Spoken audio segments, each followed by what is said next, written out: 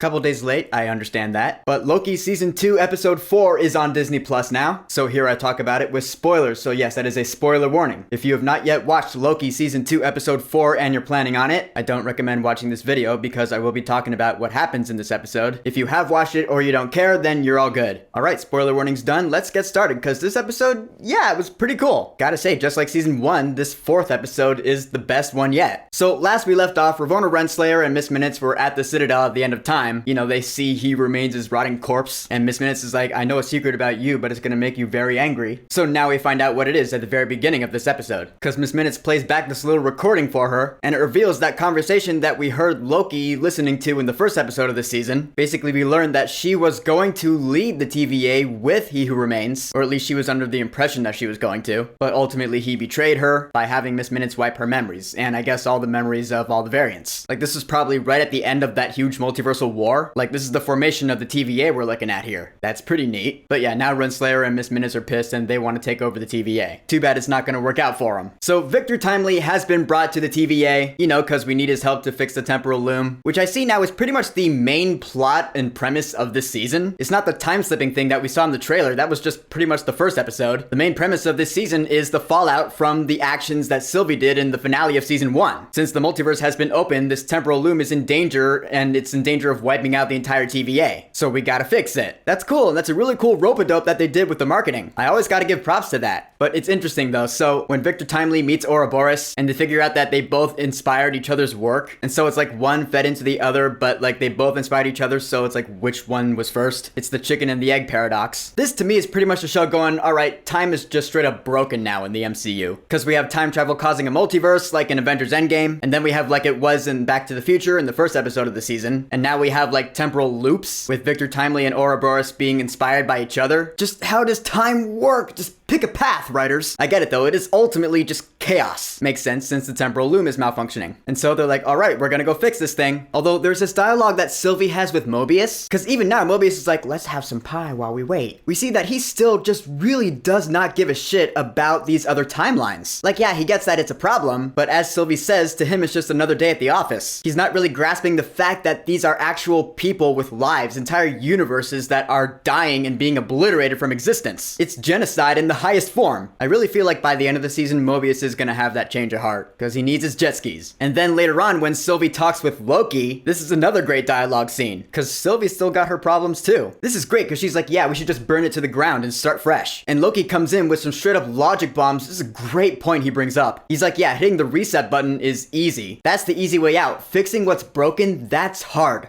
Hope is hard. I was like, holy shit, check out Loki the hero right here, because that's awesome. Because that's so true. When you're faced with a serious problem, it could be easier to just, walk away from it or flip the board and start again. But it takes real guts, real courage to face the problem head on and actually try to fix it, get your hands dirty and get in there yourself. Just do the work and get it done. That's what makes a hero. I just think that's great. Great scene right there, man. That hit home. And it's all on faith that the TVA will become something better than what it was. Loki brings up his idea. He's like, we can protect these new timelines. We can protect Victor Timely on his new timeline. It's up to us to be better than He Who Remains was. Again, I was like, Loki the hero stepping up. That's cool. Meanwhile, Renslayer and Miss Minutes show up at Dox's chamber. You remember Dox, the mutineer who's played by Kate Dickie, Lord Aaron from Game of Thrones. So yeah, Renslayer and Miss Minutes show up to see them, and this scene. They convince X5, Brad, the actor from the second episode of the season, to join them, because they're like, if you help us, we'll give you your life on the timeline back. But Dox and the rest of them are like, we'd rather die than join you, because all you care about is yourself. And so Renslayer's like, alright.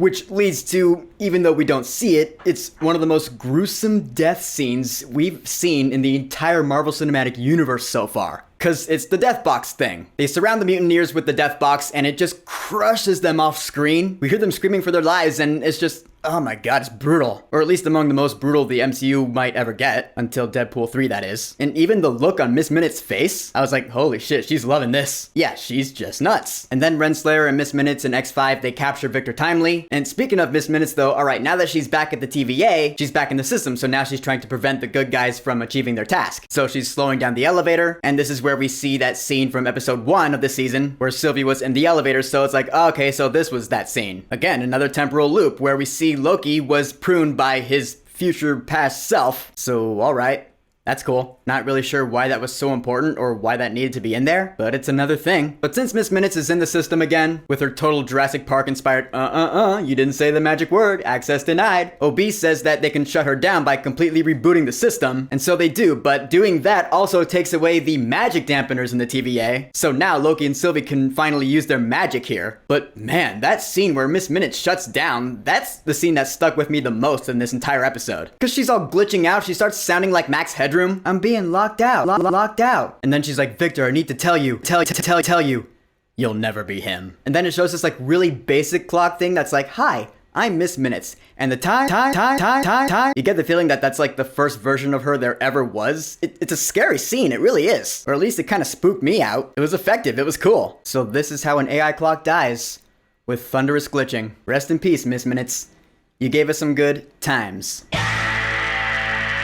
So now, since, again, Loki and Sylvie can finally use their magic here, Sylvie possesses Brad and actually gets him to prune Renslayer? I didn't see that coming. I was like, oh, shit, okay. Chalk up one more for the good guys. Wonder where she is now. Since we know that pruning doesn't mean dead, just means transported somewhere else. Is the end of time still a thing? Is she gonna end up where Loki was in season 1, episode 5? I don't know. I guess we'll see. Maybe. And so we get to the end of the episode. The last like 5 minutes, some pretty intense shit. Victor Timely volunteers. He's like, yeah, I'll go out and do it, and it's time to be brave. And so he puts on that big astronaut suit that Owen Wilson wore earlier this season, and he goes out there only to be seemingly instantly vaporized. When that happened, I was like, what just happened? Did he just die? And upon further inspection, you do see his bones in there, so yeah, I'm pretty sure Victor Timely is now dead. And so you're like, oh shit. Yeah, I guess it's because there's too much temporal radiation out there. It's too late. And it is too late. Because then we see the whole thing just collapse in on itself. There's this big explosion. Basically, the whole bad thing that we spent this whole season so far trying to prevent happens. It's like the end of Avengers Infinity War. Yeah, it seems like the TVA is straight up fucked. And the last shot is on Loki as he's looking out at it.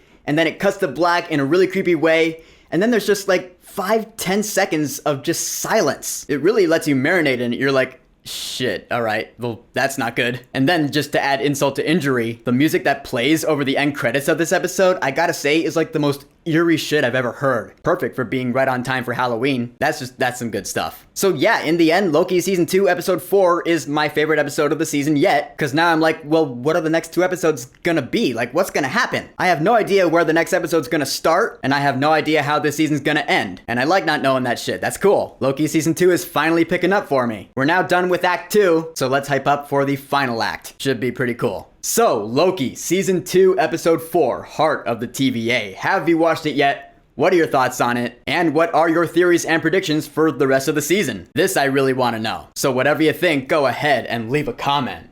And of course, thank you for subscribing. Now, if you'll excuse me, I am once again seeing The Nightmare Before Christmas in concert at the Hollywood Bowl tonight, because it's for the movie's 30th anniversary. Dude, congrats on 30 years Nightmare Before Christmas, one of my favorite movies of all time. Can't wait to see the show again. It's gonna be an awesome night.